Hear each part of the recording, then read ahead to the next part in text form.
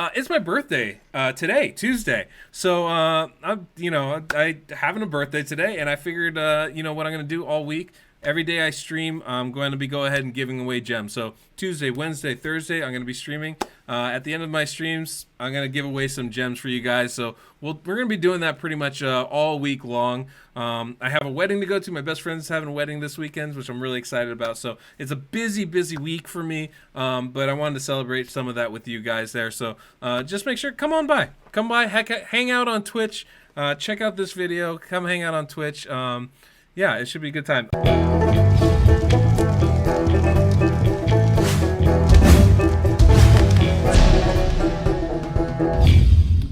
Welcome. I'm the Deadwood Jedi, and we're doing another Raid Shadow Legends video for you guys. This one is pretty cool. I think a lot of you are going to be very interested in this.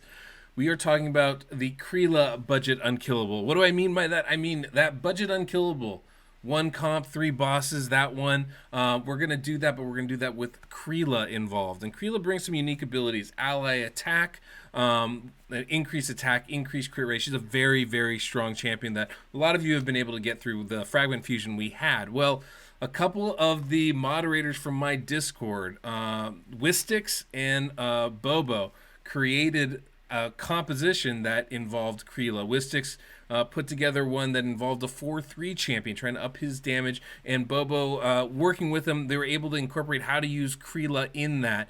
And I think it's actually going to be really effective for you guys. It's an easy way, well, maybe not easy way, but it's another way to increase the damage of your budget unkillable composition, which is always what we're trying to do, is do more damage on clan boss. So a lot of thanks to them. I think this is a really fun and special thing, not just because we're doing something a little bit different, but because I have Bobo here with me to help us understand how to use this comp, how to set it up, and how to run it and do more damage against the clan boss. So that introduction aside, let me go ahead. I guess let me say this is the introduction for my moderator Bobo, who is just fantastic, really smart, helps me out a lot on Twitch as well as in the Discord. So when you guys have questions about this comp, he's probably going to be the one you're going to want to ask about it. But Bobo, thanks for coming in and joining us here. Hey Deadwood. Hey everyone. Thank you. Thanks for having me. Well, it's. I think we're the fortunate ones for having you here to kind of talk about this composition. Why don't you start off a little bit? Just let us know why you even bothered to try and make this thing to begin with. Oh, I wish I hadn't. So some time ago, as you mentioned, Wistix wanted to improve on his budget manager comp, and he figured out how to run his DPS at a 4-3 turn ratio.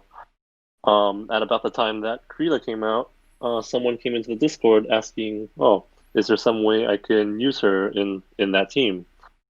Okay, that sounds like an interesting challenge, to work out. So just kind of went into the calculator, look at the turn meters, and see hey, there's it can fit in with these conditions, and then subsequently for Nightmare, it's oh, you can just change this and it still works, and it turns out to be pretty good. So yeah, that's pretty much how it came out. Wistix's 4-3 speeds and some creativity with the calculator. Yeah, well, I'm really impressed. I mean, this is clearly not an easy thing to do.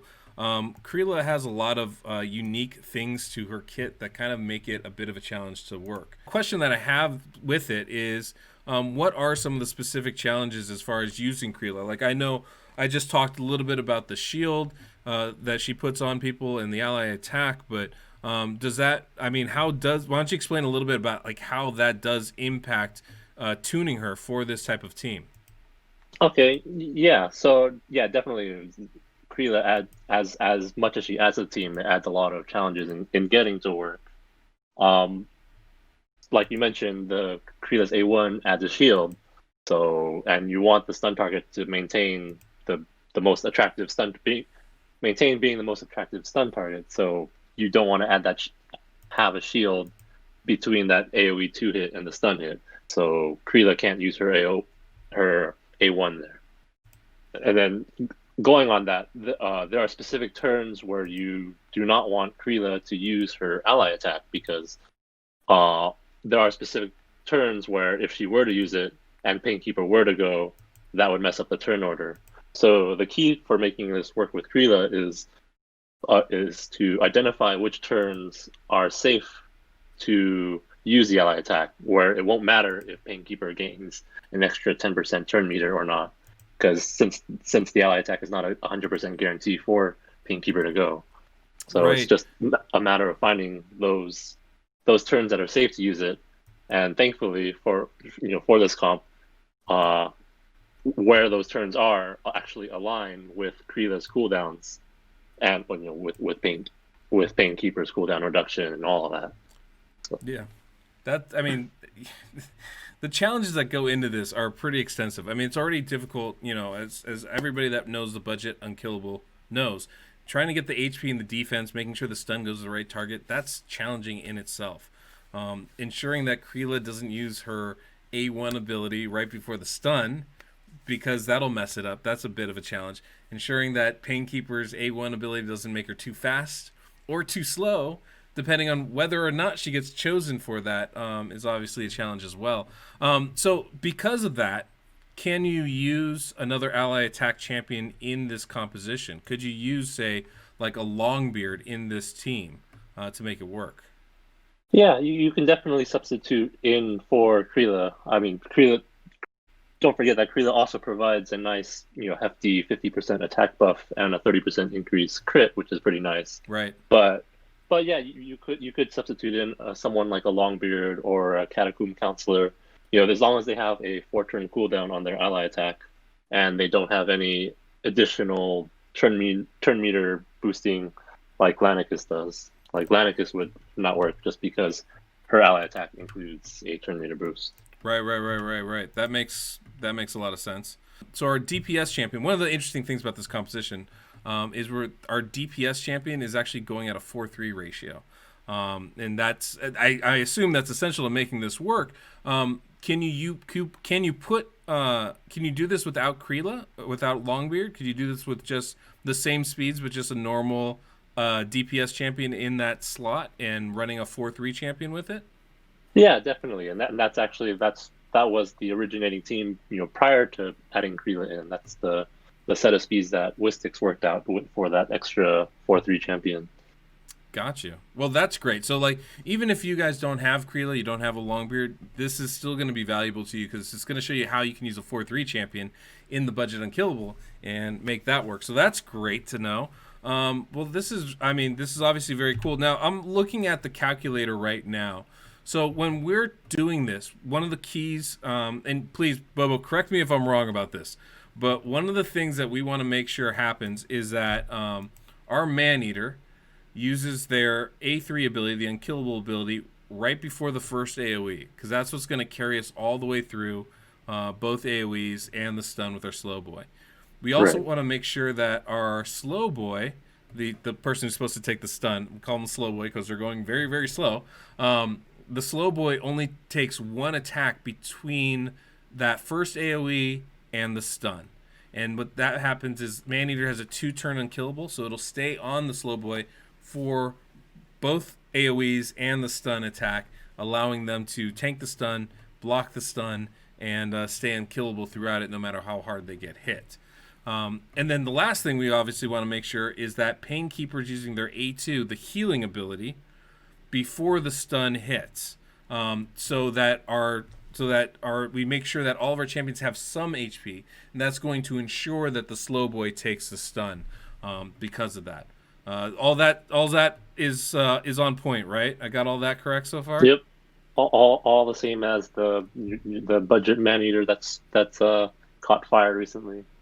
All right, fantastic. When you guys are doing a new composition, put it in the calculator, see if it's going to work.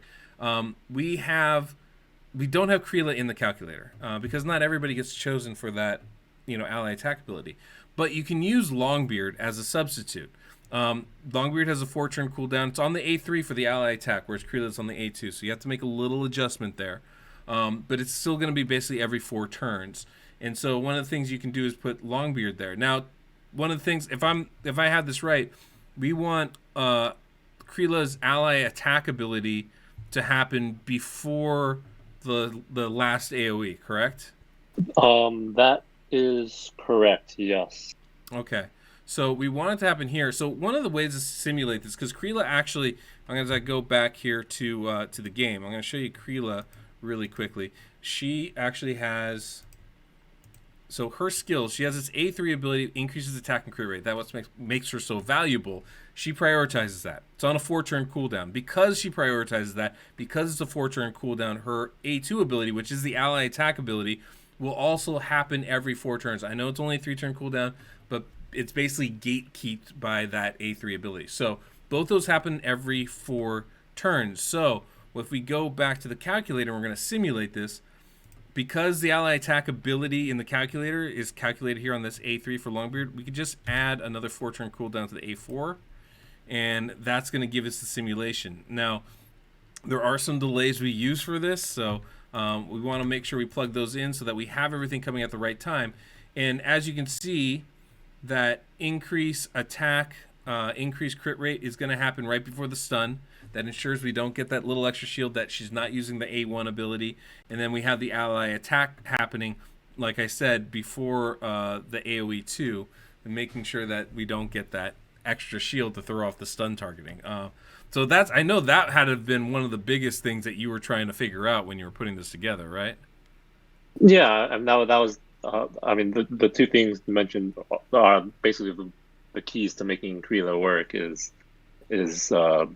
not having Painkeepers altered by Kreela, and then not having the not affecting the HP defense stun targeting. Another note, real quick, guys, when you make sure to check out the. I know it's the visual on this isn't the best right here, but you want to check out the how to use page on the website. I've blown everything up to make it a little easier for you guys to see here, but you definitely want to check that out, as it's going to be. You can see it right there at the top. How to use right here. Just make sure to click that.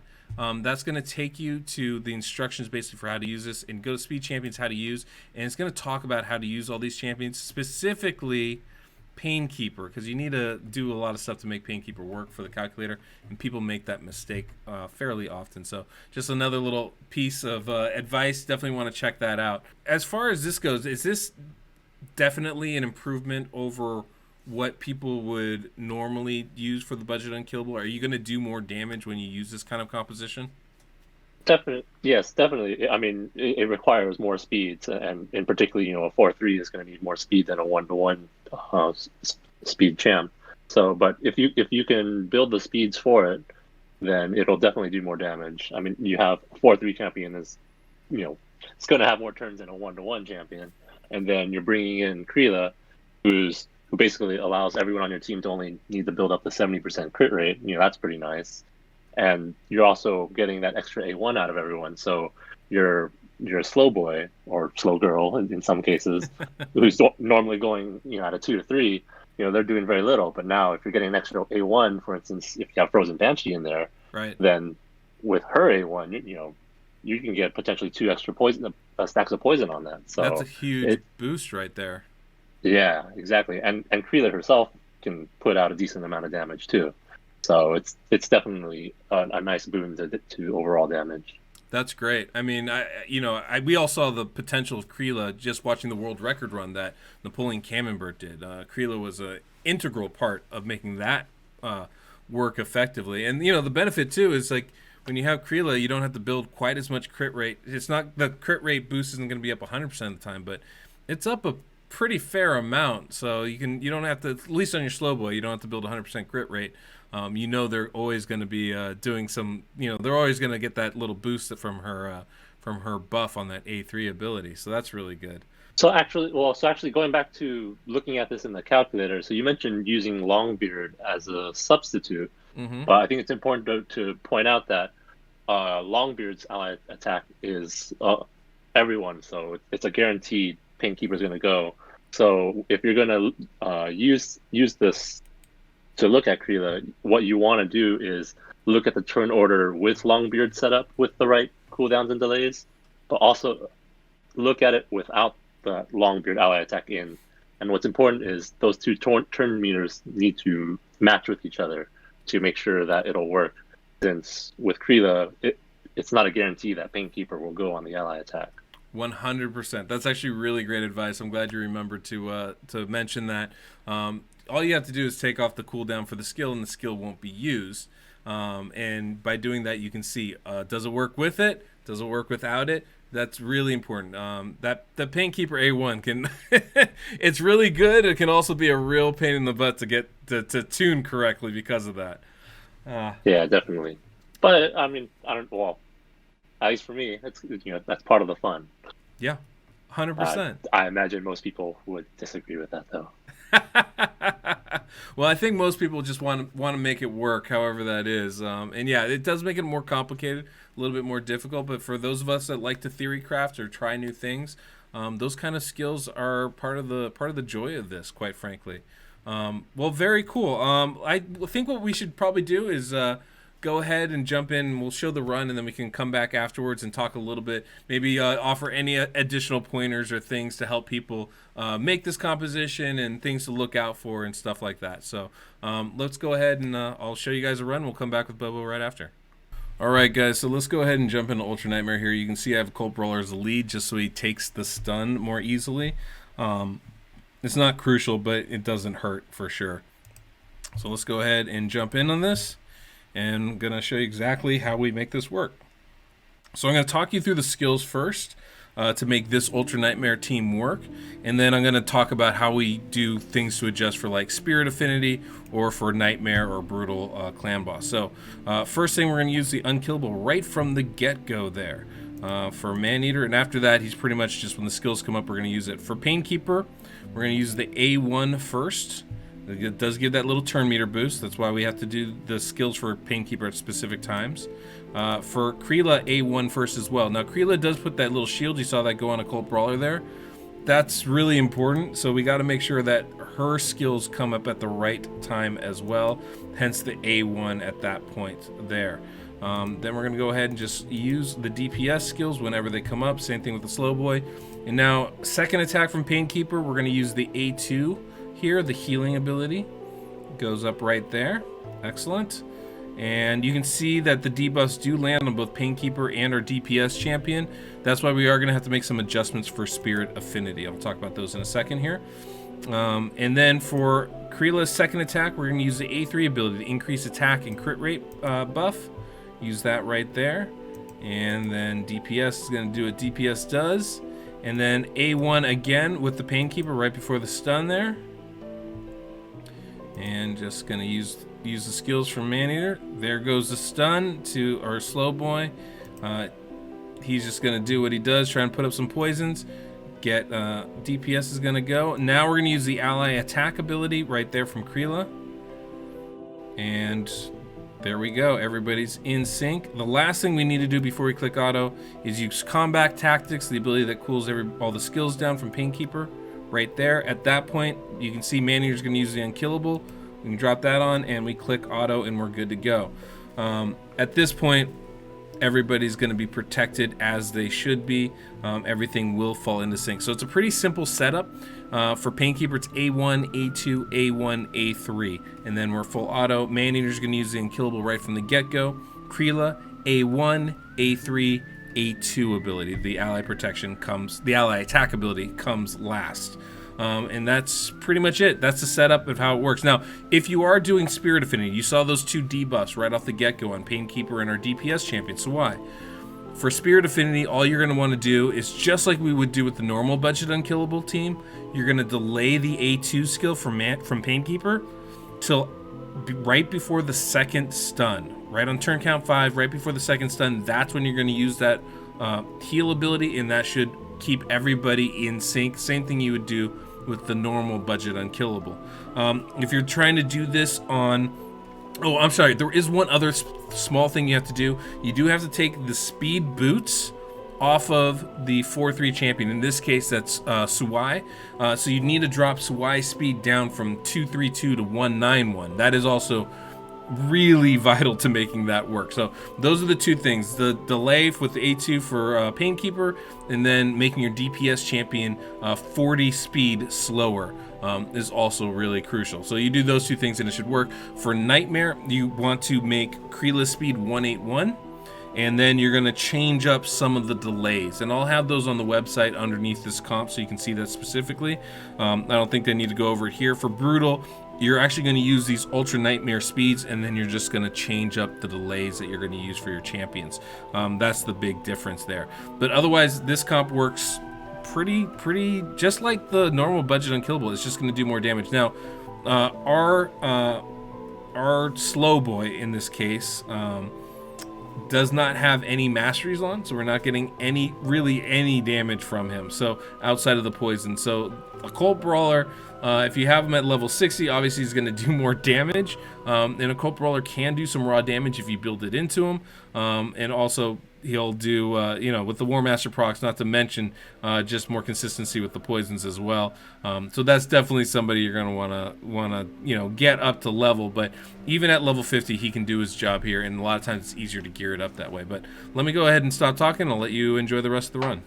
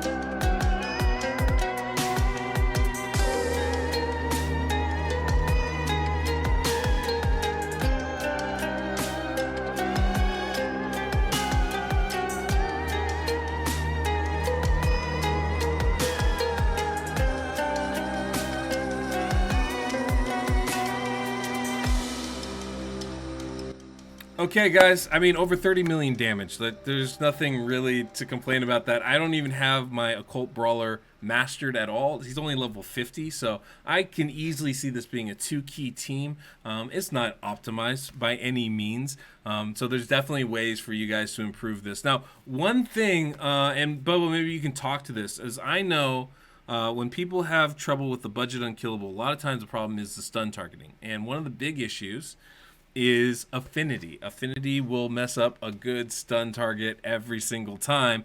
Now, this is a little bit more complicated because we do have Kreela, who's kind of a mainstay in this composition, as a blue affinity champion.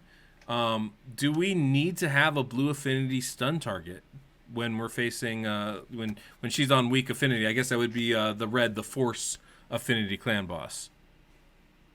Need is a strong word. I would never want to give an absolute answer, but if you want to avoid any potential headache, I would say yes. And I think I mentioned prior to the run, Frozen Banshee as an example. I think she is a great stun target to pair with the Kreela. I agree. I think Frozen Banshee is really good for that.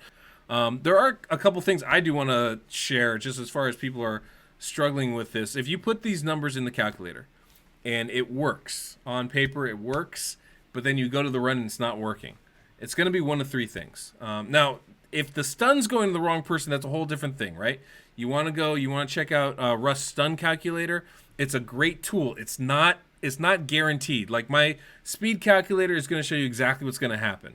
If you abide by the rules, it'll show you exactly what's going to happen. The stun calculator is not going to be exactly what's going to happen. It's going to be a really good guide for you guys, though. And it's definitely a tool you want to use to inform how you build your champions. But it's not a guaranteed thing. But if it's not the stun that you're having trouble with, if it's the actual turn order, it's always one of three things. It's either skills that are being used, like you're using your Painkeeper's skills at the wrong time, or you're inputting the skills at the wrong time. Again, check out the how to use, know how to use those speed champions.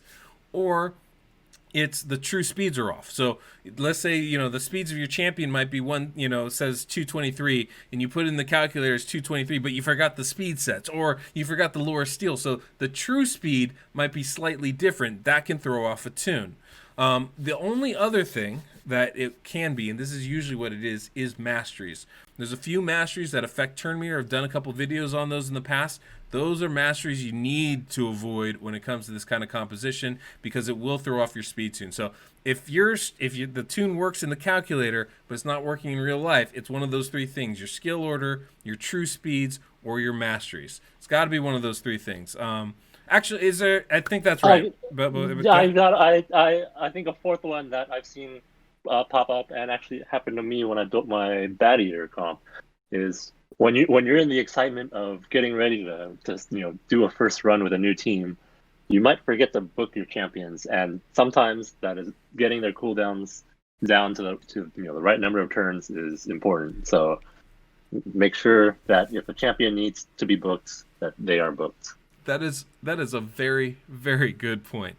Book your champions. If the cooldowns are off, it's going to throw everything else off. That is a really, really important thing. Yes, you need your Painkeeper booked. Yes, you need your Man-Eater booked. Yes, you need your Kreela A3, A2 booked. Actually, it's just for Kreela, it's just the A3 that needs to be booked, because that's what brings it to a 4-turn cooldown. Whether or not the A2 is a 4 or 3-turn cooldown doesn't really matter, because I think you mentioned earlier, it eventually gets to the point where it's gated by the A3 that has a higher priority. That's a really good point. I mean, I would say book your Kreela because you're bringing her in to do damage anyway. But yes, you just need the A3 booked for her. The A2 doesn't need to be. But yeah, that's a really good point. Booking your champions is definitely one of the things people tend to overlook quite a bit for this. Is there anything else that we need to be aware for this composition, as far as making it work, or that people should be looking out for?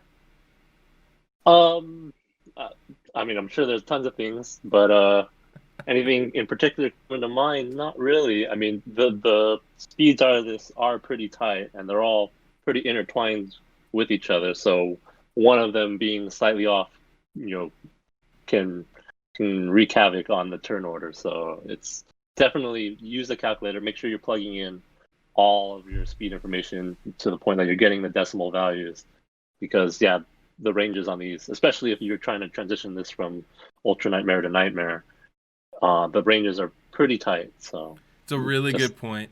I mean, these are related. I remember when we were setting this up, I kept asking. I was doing this on stream, guys. But yes, I remember when we were setting this up on there. I kept going, what speed do I need? And you kept saying, well, it depends on the other champions. So the speeds of this one are very intertwined. They aren't limited to the ones that we're going to be putting on the website.